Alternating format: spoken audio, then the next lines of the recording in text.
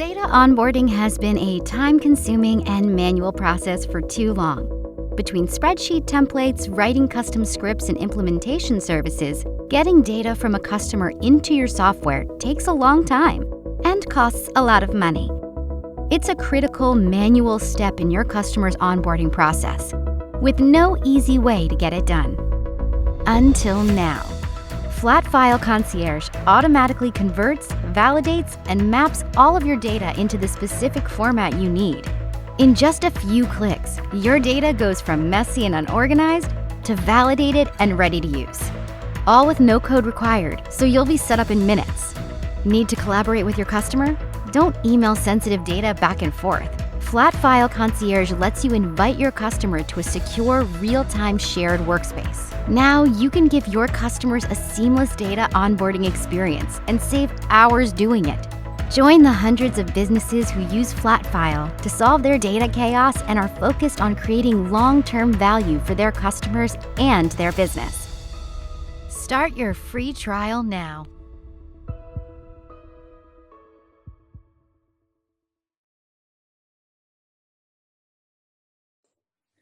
Hello and welcome back to the Customer Success Festival. I hope you're enjoying today's presentations.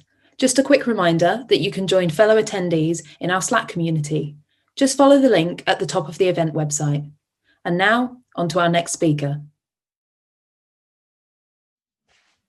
Hello everyone, my name is Rav Dhaliwal and it's a pleasure to be speaking to all of you at this inaugural Customer Success Festival. A little bit about me, as I mentioned, my name is Rav Dhaliwal. I'm a former retired software executive. I am now working in the world of venture capital as part of running an advisory business. I'm also an investor. And if anyone would like to follow along or connect, feel free to do so. We'll obviously do a Q&A in the chat at the end of the session. So I've been fortunate enough to spend about the last 25 years working in the enterprise software space. I started my career working for some very large global multinational corporations. I'm sure you recognize some of those logos. But for the last 12 years or so, all my experience has been really working in being a very early employee in sort of very fast growing, hyper growth startups, one of which was acquired and two of which went public. And it's actually the experience of working in these startups that I want to share with you a little bit today. So what we're going to cover in this sort of next 20 minutes or so is to take a brief look at the path most software startups, especially enterprise software startups, take when they sort of scale into becoming larger businesses. We'll look at the mission of a good customer success team and how that evolves as a company is scaling. And we'll look at some of the common pitfalls that might occur and how to maybe check for them and avoid complications.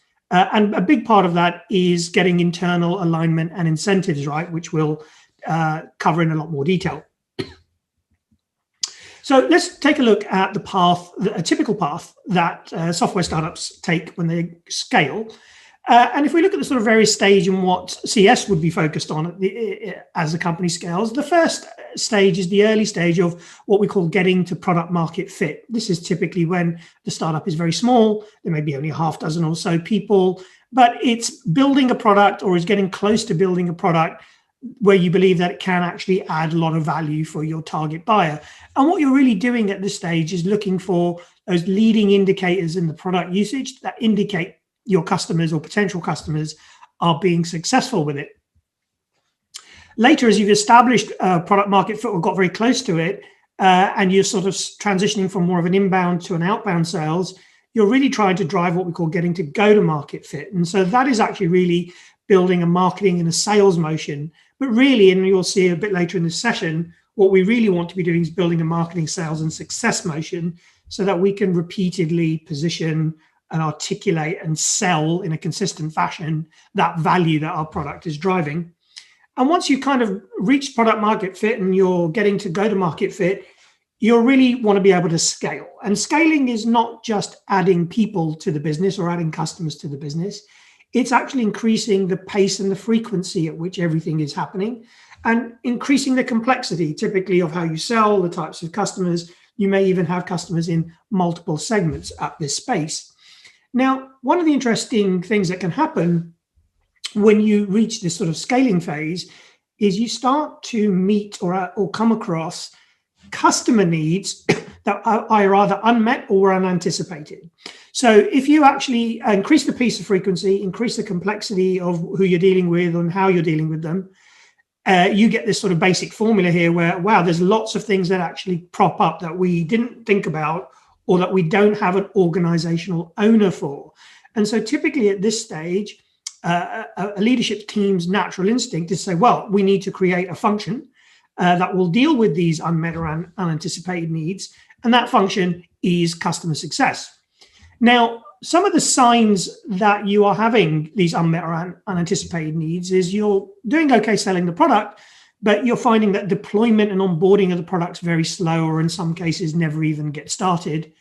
If you are successfully deploying, you may find actually that adoption of the solution is poor. People aren't particularly using it or using it frequently.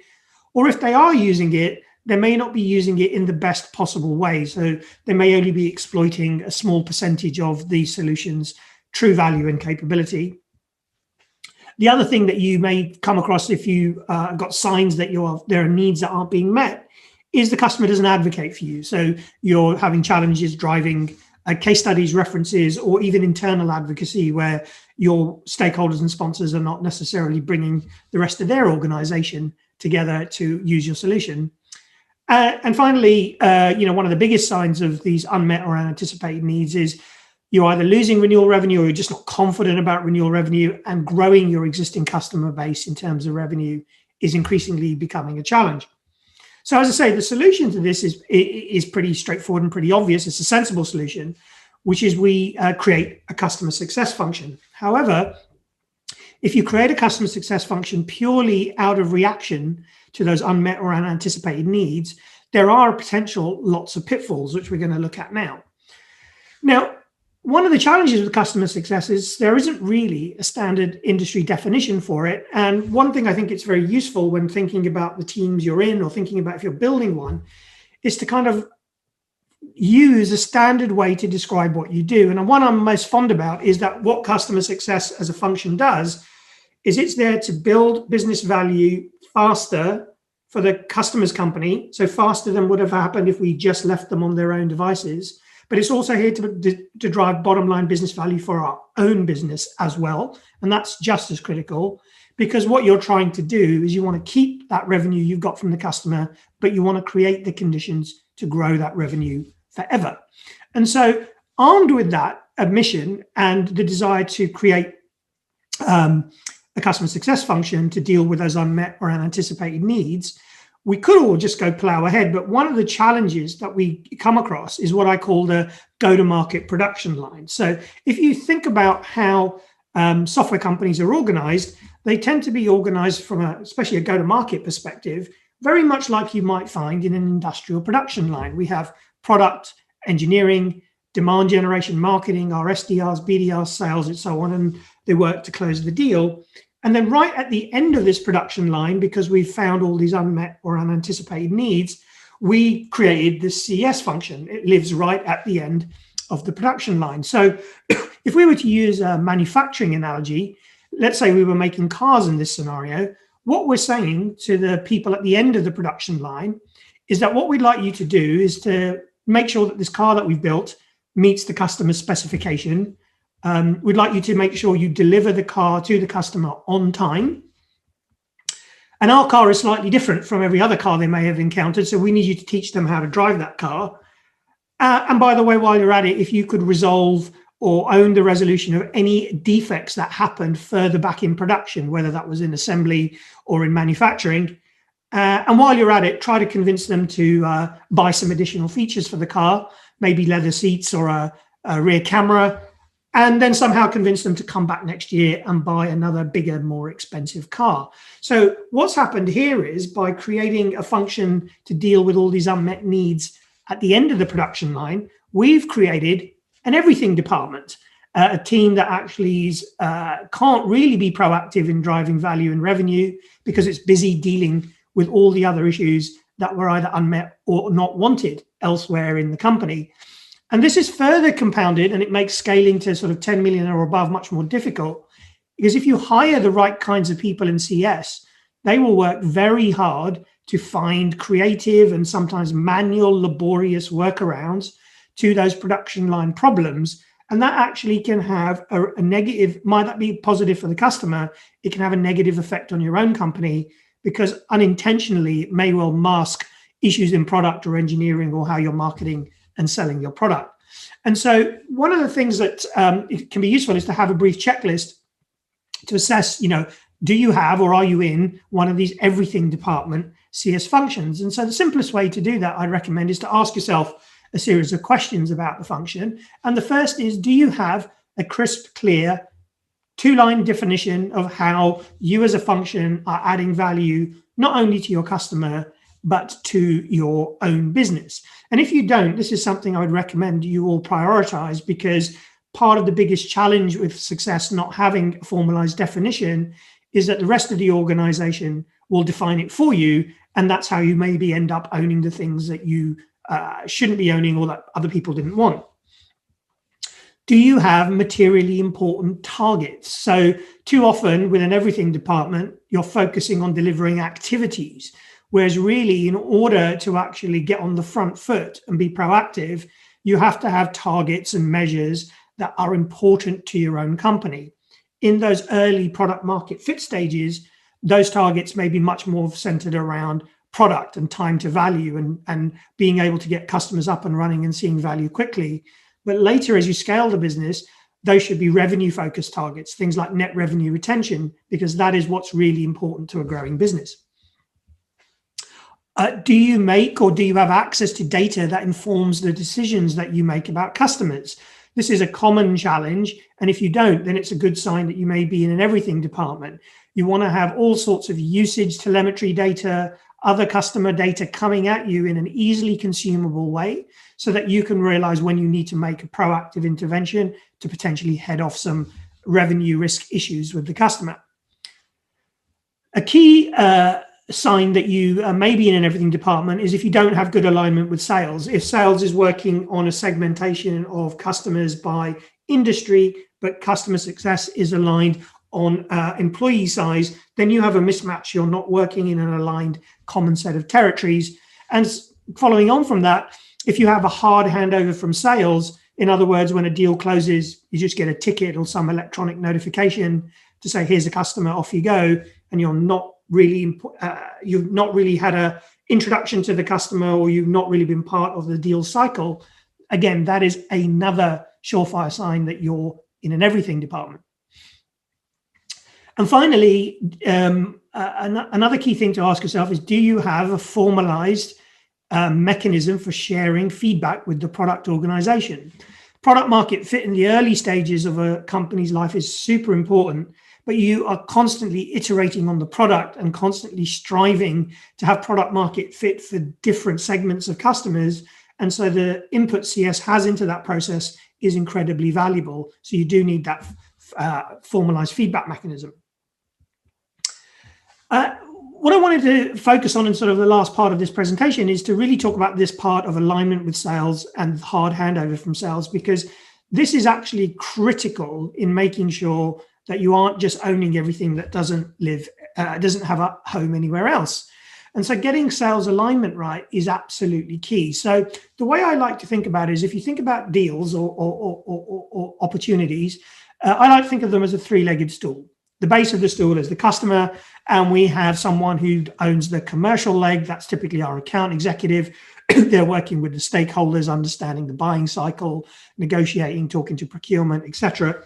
And they're typically supported by some form of technical resource, pre-sales engineer, solutions engineer, who is actually working with the customer to show the solution meets their needs, that it fits in their technical landscape, and it meets their security requirements. And this is the point where most go-to-market engines stop, because they feel that once we've done commercial and technical, our work is done. But if you were thinking about sitting on this three-legged stool, it's not very stable. And what I'd always recommend is that you have a deployment or a customer success discovery leg that runs in parallel to the commercial and the technical, where you're bringing in the relevant people from your CS team, maybe even your CS leader if it's a big deal, to start building a relationship with the buyer, because the buyer and the decision makers are often very different and very far removed from the users and the deployer of the software, which CS gets to work with.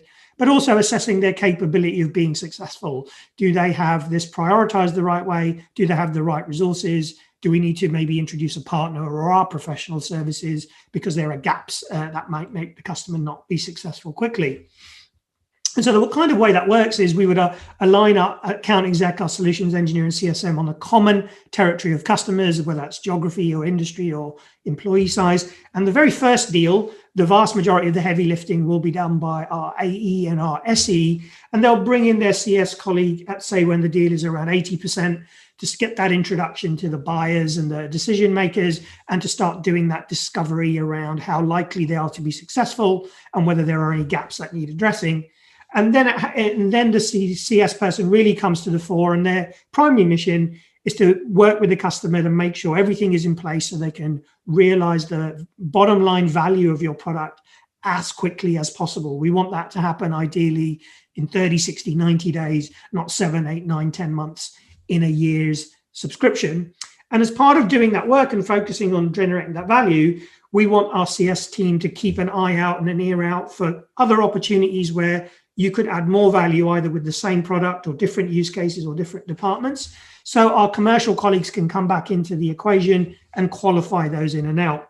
And really, we want this to be a continuous cycle. So the next sale is qualified and closed by our AE and SE, and the CSM is focusing on driving value of that next sale, uncovering more opportunities for value, getting them validated by our commercial colleagues. And so what this really necessitates is a rethink of the production line. So rather than thinking in terms of having a pre-sales part of the production line and a post-sales part of the production line, we ideally want to organize and incentivize our teams for what I like to call a continuous sales motion. So in those early stages of the company, all our deals are mostly inbound.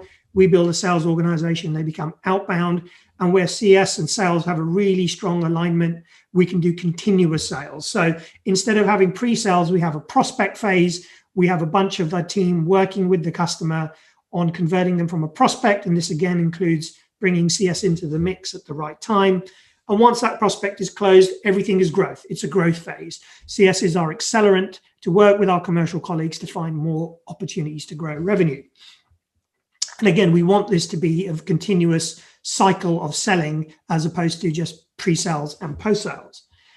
And so in order to lay the foundations for this, I wanted to leave you all with a checklist of things that you should think about having in place to avoid being in that everything department. And the first one, and as I mentioned before, is have that very distinct elevator pitch for success. We are here to accelerate the value the customer sees from our product, and we are compensated on net revenue retention. Here you go. That's a really good example. Again, tied into that, make sure you have targets that are important to the company at the time on the stage you're at. In the early stages, there may be more product-focused targets. Later, there may be more NPS-style targets, but ultimately, you should be working your way towards some form of revenue growth target. Getting the right data and signals that you need in an easily consumable way is really important, because you're going to have to be intentional about where you spend your limited CS resources.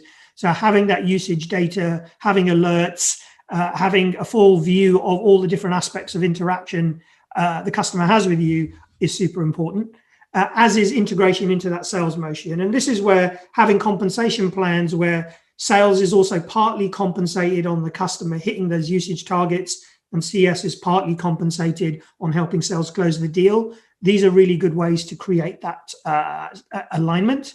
And again, making sure not only that the incentives are aligned, but we have our sales territories aligned. We're working on common books of customer business.